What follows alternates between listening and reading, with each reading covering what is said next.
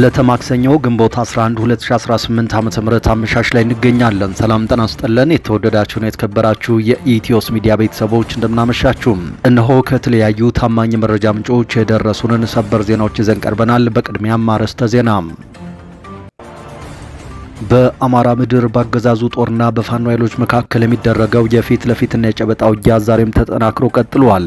ደብረ ማርቆስ ዙሪያን ጨምሮ በአማራ ክልል ምስራቅ ጎጃም ዞን የተለያዩ አካባቢዎች ከዛሬ ጧት ጀምሮ ባገዛዙ ጦርና በፋኖ መካከል ከባድ ውጊያ እየተደረገ እንደሚገኝ ታውቋል። የፋኖ ኃይሎች ባህር ዳር አፍንጫ ስር በምትገኘው መሸንቲ እንዲሁም በወረታ ቀጠና ባገዛዙ ጦር ላይ ከባድ ውጊያ መክፈታቸውን አሳውቀዋል። በጎጃም ከጧት ጀምሮ በደብረ ማርቆስ ዙሪያ ውጊያ እየተደረገ ሲሆን በቢቡኝና ሰዴ ወረዳዎች ደግሞ አገዛዙ በፈጸመው የከባድ መሳሪያ ድብደባ በሰላማዊ ሰዎችና በእንስሳት ላይ ጉዳት ደርሷል። በቀጠናው ባህር ዳር ከተማ አቅራቢያ በምትገኘው መሸንቲ ደግሞ በተከፈተ ማጥቃት በአገዛዙ ጦር ላይ ሰብአዊና ቁሳዊ ጉዳት ደርሷል ሲሉ የፋኖ ኃይሎች አረጋግጠዋል። ፋኖ ወደ መሸንቲ ከተማ በመግባት በከተማዋ በነበሩ የአገዛዙ ወታደሮችና የአድማ ብተና አባላት ላይ ጥቃት መክፈቱ የተነገረ ሲሆን በተመሳሳይ በዛሬው ዕለት በደቡብ ጎንደር ዞን ፎገራ ወረዳ ከወረታ ከተማ በቅርብ ርቀት ውጊያ እየተደረገ እንደሚገኝ ለማረጋገጥ ተችሏል። በዝርዝር መረጃውን ይዘናል፣ የምትሰሙት ይሆናል። አገዛዙ በፖለቲከኞቹ ሃንጋሳ ኢብራሂምና በታየ ደንዳ ላይ የግድያ ሙከራ መፈጸሙ ተነገረ። በእነ ሽመልስ አብዲሳ ትዕዛዝ በኦሮሚያ ክልል የጸጥታ አመራሮች በኩል በፖለቲከኞቹ ሃንጋሳ ኢብራሂምና ታየ ደንዳ ላይ የግድያ ሙከራ መፈጸሙ ተሰምቷል። ሃንጋሳ ኢብራሂም የተባለው የኦሮሞ ፖለቲከኛ ከዚህ ቀደም በቪዲዮ ባደረገው ንግግር በኦሮሚያ ክልል በኦነግ ሸኔ ስም ግድያ የሚፈጸመው በእነ ሽመልስ አብዲሳ ትዕዛዝ ነው ብሎ ነበር። አገዛዙ ሌሎች የገዳይ ቡድኖችንም አደራጅቷል ሲልም ተደምጦ ነበር። ታዲያ በሁለቱ ፖለቲከኞች ላይ የተፈጸመው የግድያ ሙከራ ምንድነው? በዝርዝር መረጃችን ከኛ ጋር ከቆያችሁ ተሰሙታላችሁ። አዲስ ተመሰረተ በተባለው የትግራይ ለውጥ ምክር ቤት መድረክ ላይ በአቶ ጌታቸው ረዳ የተደረገው ንግግር በትግራይ ፖለቲካ ውስጥ ትልቅ መነጋገሪያ ሆኗል። አቶ ጌታቸው በንግግራቸው ወቅት ወደ መቀሌ መመለሳቸው የማይቀርና የቅርብ ጊዜ ጉዳይ መሆኑን በልበ ሙሉነት ገልጸዋል። በተለይም በአጭር ጊዜ ውስጥ ወደ መቀሌ እንደምንገባ በውስጥ ምንም አይነት ጥርጣሬ የለኝም በማለት ኃይሉ ዋና ከተማዋን መልሶ ለመቆጣጠር በከፍተኛ ቁርጠኝነት እየሰራ መሆኑን አውጀዋል። ይሁን እንጂ ይህንን የአቶ ጌታቸው ረዳን የልበ ሙሉነት መግለጫ ተከትሎ ከህወሓት ቃል አቀባይ ከአቶ ሚካኤል አስገዶም የተሰጠው ምላሽ እጅግ የበረታና ፊት ለፊት የተጋረጠ ሆኗል። ከህወሓት ወገን የተሰጠውን ምላሽም ይዘናል፣ ትሰሙታላችሁ። ኑሮ ከበደን ብለው ወደ ኢቢሲ ዋና ስራ አስፈጻሚ ቢሮ ለውይይት የሄዱ ሰራተኞች ከስራ መታገዳቸውና መባረራቸው ተሰማ። መኖር ከበደን፣ ልጆቻችንን መመገብ አቃተን፣ ደሞዝና ጥቅማ ጥቅም ይሻሻልልን የሚል ይዘት ያለው አቤቱታ ይዘው ወደ ዋና ስራ አስፈጻሚው ቢሮ የሄዱ ተቋሙን ለማወክ የሚል ክስ እንደቀረበባቸው ታውቋል። በኢቢሲ ውስጥ የተፈጠረው ወቅታዊ ሁኔታ በሀገሪቱ እያደገ የመጣው የኑሮ ውድነት በዜጎችና በሰራተኞች ህይወት ላይ እያሳ ደረ ያለውን ከፍተኛ ጫና በግልጽ ያሳየ ክስተት ሆኗል። የመረጃችን ሌላኛው ትኩረት ነው። የግድያ ሙከራ የተደረገባቸው ጀነራል ስብሃት ኤፍሬም ከ8 ዓመታት በኋላ ለመጀመሪያ ጊዜ በአደባባይ ታይተዋል። የቀድሞ የኤርትራ ኢነርጂና ማዕድን ሚኒስትር ጀነራል ስብሃት ኤፍሬም ከ8 ዓመታት በኋላ ለመጀመሪያ ጊዜ በኤርትራ ቴሌቪዥን ላይ ታይተዋል። ጀነራሉ የታዩት ፈንቅል በሚል ርዕስ በተከታታይ እየቀረበ ባለውና ትናንት በተላለፈው 74ኛው ክፍል ዶክመንተሪ ፊልም ላይ ነው። የጀነራሉን የግድያ ሙከራና ዝርዝር መረጃውን ይዘናል፣ የምትሰሙት ይሆናል። ክቡራትና ክቡራን ቆይታችሁን ከኛ ጋር ካደረጋችሁ እነዚህንና ሌሎችንም መረጃዎች ቀጥለን በዝርዝር ወደ እናንተ እናቀርባለን። በየቀኑ በኢትዮስ ሚዲያ የሚተላለፉ አዳዲስ መረጃዎች በፍጥነትና በጥራት እንዲደርሷችሁ ቻናላችንን ሰብስክራይብ ማድረጋችሁን እርግጠኛ ሁኑ። ሐሳብ አስተያየቶቻችሁን ኮሜንት ላይ አስፍሩልን። መልካም ቆይታም።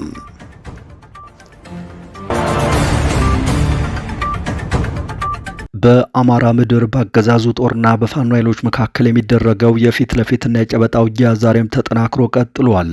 በደብረ ማርቆስ ከተማ ዙሪያ በሚገኙት ጎዛምንና ስናን ወረዳዎች በተከፈተ ውጊያ ከፍተኛ ጉዳት መድረሱን የአካባቢው የመረጃ ምንጮች ተናግረዋል። የአገዛዙ ጦር በጎዛምን ወረዳ የቦቅላ ከተማ እንዲሁም በስናን ወረዳ ደብረ ዘይት ከተማ ተኩስ መክፈቱን ተከትሎ ከፋኖ ኃይሎች ጋር ውጊያው ቀጥሏል። በተጨማሪም ሰንበትና ደንበል በተባሉ አካባቢዎች ውጊያው መቀጠሉን የገለጹት ምንጮቻችን በፋኖ ኃይሎች ቁጥጥር ስር በምትገኘው ሰዴ ወረዳ ደግሞ ያገዛዙ ጦር ተከታታይ የከባድ መሳሪያ ድብደባ በማድረግ በንጹሐንና በንብረት ላይ ጉዳት ማድረሱ ነው የተሰማው። የፋኖ ኃይሎች በበኩላቸው በቢቡኝና ሰዴ ወረዳ የከባድ መሳሪያዎች ድብደባ መፈጸሙን አረጋግጠዋል። ይህ የከባድ መሳሪያዎች ድብደባ እየተፈጸመ ያለው በአካባቢው ምንም ውጊያ በሌለበት ሁኔታ ነውም ብለዋል። በቀጠናው ባህር ዳር ከተማ አቅራቢያ በምትገኘው መሸንቲ ከተማ በተከፈተ ጥቃት ደግሞ በአገዛዙ ጦር ላይ ሰብአዊና ቁሳዊ ጉዳት ደርሶበታል ሲሉ የፋኖ ኃይሎች አረጋግጠዋል። ፋኖ ወደ መሸንቲ ከተማ በመግባት በከተማዋ የነበሩ የአገዛዙ ወታደሮችና የአድማ ብተና አባላት ላይ ጥቃት መክፈቱ የተነገረ ሲሆን በተመሳሳይ በዛሬው ዕለት በደቡብ ጎንደር ዞን ፎገራ ወረዳ ከወረታ ከተማ በቅርብ ርቀት ውጊያ እየተደረገ እንደሚገኝ የአካባቢው የመረጃ ምንጮቻችን አረጋግጠዋል።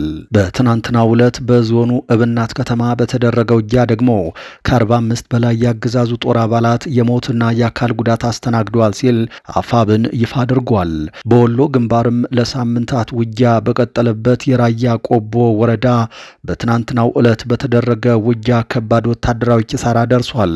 ውጊያው የተቀሰቀሰው የአገዛዙ ጦር በራያ ቆቦ ወረዳ አዲስ ቀኝ በተባለ ቦታም በፋኖ ኃይሎች ላይ ከበባ ለማድረግ መሞከሩን ተከትሎ ሲሆን የሻምበል አዛዡን ጨምሮ በርካታ የአገዛዙ ወታደሮች መገደላቸውን ተሰምተዋል። ሁለት የፋኖ አባላትም መስዋዕትነት ከፍለዋል ተብሏል። ይህ በእንዲህ እንዳለ በክልሉ ምዕራብ ወሎና ሸዋ የተለያዩ አካባቢዎችም በአገዛዙ በተፈጸሙ ጥቃቶች ሰላማዊ ሰዎች ተገድለዋል። አፋብን ወሎ ቤት አማራ ምኒልክ ዕዝ 106ኛ ኮር የ22ኛ ክፍለ ጦር በዋድላና በመቄት ወረዳዎችም ጀብዱ ፈጽም ያለው ብለዋል። ምኒልክ ዕዝ 106ኛ ኮር 22ኛ ክፍለ ጦር ዛሬ ግንቦት 11 2018 ዓ.ም ከንጋት 12 ሰዓት ጀምሮ በአገዛዙ ላይ ከባድ የማጥቃት ኦፕሬሽን የከፈተ ሲሆን የአገዛዙን ኃይል በታትኛዋለሁ ብለዋል። ፋኖን ትጥቅ አስፈታለሁ በሚል ተልኮ ተቀብሎ ወደ ክልሉ የገባው የአገዛዙ ጦር በዋድላና በመቄት ወረዳ ሜዳዎች ከ29 በላይ የተገደሉበት ሲሆን በርካታ የሰራዊት አባላቱም ቁስለኛ ሆነውበታል።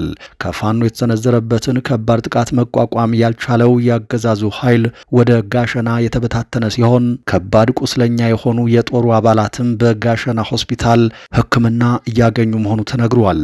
መዳረሻ የድልና ነጻነት ነው ያለው አፋብን ተጋድሎው ተጠናክሮ ይቀጥላል ሲል አሳውቋል።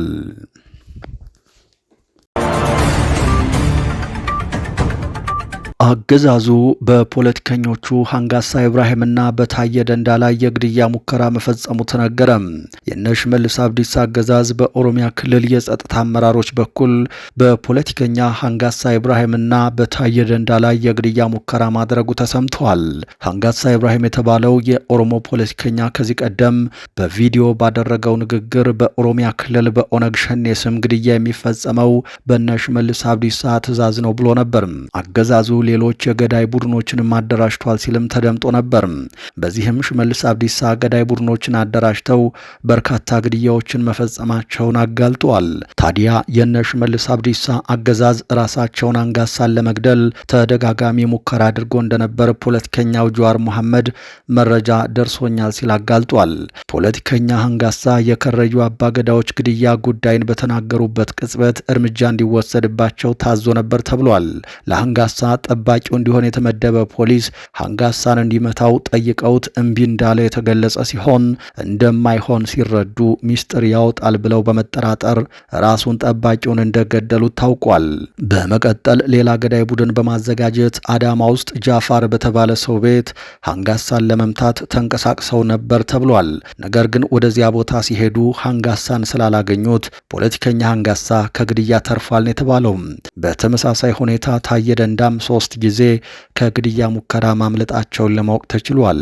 ግድያውን ያከሸፉት ሰዎች አንዳንዶቹ ታስረው አንዳንዶቹ ከስራ ተባረዋል የተባለ ሲሆን በታየና በሃንጋሳ ላይ የግድያ እርምጃ እንዲወሰድ ትዕዛዝ ያስተላለፉት የኦሮሚያ ክልል ፖሊስ ኮሚሽን አራርሳ መርዳሳና አበበ ገረሱ እንደነበሩም ተጋልጧል። ኦሮሚያ ውስጥ የሚፈጸመው የሽብር ተግባር አሁንም የቀጠለ ሲሆን የማፊያው ቡድን ደግሞ መንግስታዊ መዋቅሩን በያዙ ሰዎች የሚመራ መሆኑ ተጋልጧል።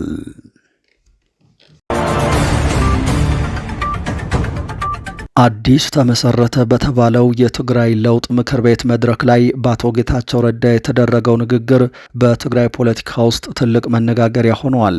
አቶ ጌታቸው በንግግራቸው ወቅት ወደ መቀሌ መመለሳቸው የማይቀርና የቅርብ ጊዜ ጉዳይ መሆኑን በልበ ሙሉነት ገልጸዋል።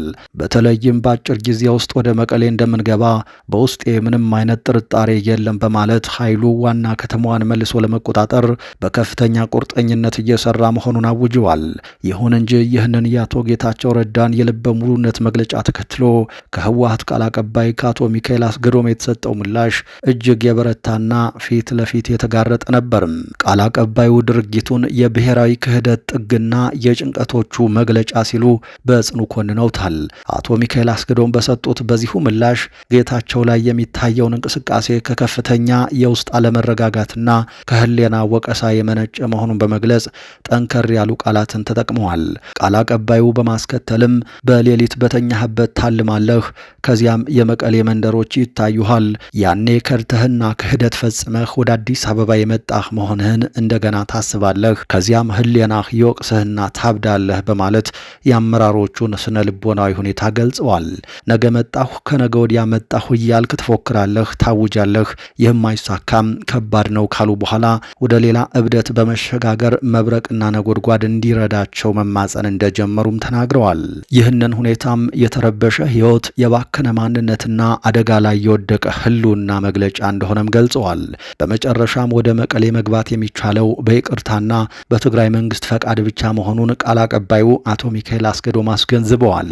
እንዲህ አይነቱ በፉከራ የታጀበ አካሄድ መቀሌ ከመግባት ባለፈ በአሁኑ ወቅት በአዲስ አበባ ለመኖርም ዋስትና የማይሰጥ የጭንቀት መግለጫ መሆኑን በመጥቀስ ምላሻቸውን አጠቃለዋል።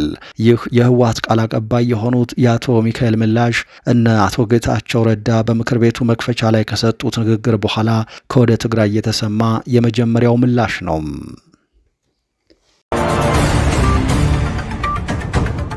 ኑሮ ከበደን ብለው ወደ ኢቢሲ ዋና ስራ አስፈጻሚ ቢሮ ለውይይት የሄዱ ሰራተኞች ከስራ መታገዳቸውና መባረራቸው ተሰማም። መኖር ከበደን፣ ልጆቻችንን መመገብ አቃተን፣ ደሞዝና ጥቅማ ጥቅም ይሻሻልልን የሚል ይዘት ያለው አቤቱታ ይዘው ወደ ዋና ስራ አስፈጻሚው ቢሮ የሄዱ ተቋሙን ለማወክ የሚል ክስ እንደቀረበባቸው ታውቋል። በኢትዮጵያ ብሮድካስቲንግ ኮርፖሬሽን ኢቢሲ ውስጥ የተፈጠረው ወቅታዊ ሁኔታ በሀገሪቱ እያደገ የመጣው የኑሮ ውድነት በዜጎችና በሰራተኞች ህይወት ላይ እያሳደረ ያለውን ከፍተኛ ጫና በግልጽ ያሳየ ክስተት ሆኗል። በቅርቡ የኮርፖሬሽኑ ሰራተኞች በሀገሪቱ ካለው የዋጋ ግሽበትና የኢኮኖሚ መናጋት ጋር ተያይዞ ኑሮ ከበደን፣ መኖር አቃተን የሚሉ የደሞዝ ማሻሻያና የተለያዩ የጥቅማ ጥቅም ጥያቄዎችን በይፋ ማንሳታቸው ተሰምቷል። እነዚህ ሰራተኞች ያጋጠማቸውን የኑሮ ፈተና ለተቋሙ የበላይ ኃላፊዎች ለማስረዳትና መፍትሄ ለመሻት በማሰብ ወደ ዋና ስራ አስፈጻሚው ቢሮ ለውይይት አቅንተው ነበር። ይሁን እንጂ ሰራተኞቹ ላነሱት አንገብጋቢ የህልውናና የኑሮ ጥያቄ ከተቋሙ የተሰጠው ምላሽ እጅግ አስደንጋጭና ያልተጠበቀ ሆኖ ተገኝቷል። ለሰላማዊ ውይይትና ለቅሬታ ሰሚነት ወደ ዋና ስራ አስፈጻሚው ቢሮ ካቀኑት ሰራተኞች መካከል የሰራተኞቹን ድምፅ በመወከል በግንባር ቀደምትነት የተንቀሳቀሱትና ጥያቄውን ያቀረቡት ግለሰቦች ከስራ መታገዳቸውና ሙሉ በሙሉ መባረራቸው ታውቋል። ይህ ህጋዊና ሰላማዊ በሆነ መንገድ የኑሮ ጫናን ለመግለጽ የሞከሩ ሰራተኞችን ከስራ የማስተናበት እርምጃ በኢቢሲ ባልደረቦች ዘንድ ከፍተኛ ድንጋጤና ቅሬታን ፈጥሯል። ይህ የተወሰደው ጠንካራ የአስተዳደር እርምጃ በሰራተኞች መብትና በነጻነት የመናገር መርሆች ላይ ጥያቄ ያስነሳ ሲሆን በተቋሙ ውስጥ ያለውን የውስጥ ውጥረት ይበልጥ እንዳባባሰው ተገልጿል። ሰራተኞቹ የዕለት ተዕለት ኑሯቸውን ለመምራት የተጋረጠባቸውን የኢኮኖሚ ፈተና በውይይት ለመፍታት ቢፈልጉም በምላሹ የተሰጣቸው ከስራ ማባረርና መታገድ መሆኑ ማህበራዊ ቀውስን የሚያጠናክር ተግባር ነው በሚል በብዙዎች ዘንድ እየተተቸ ይገኛል።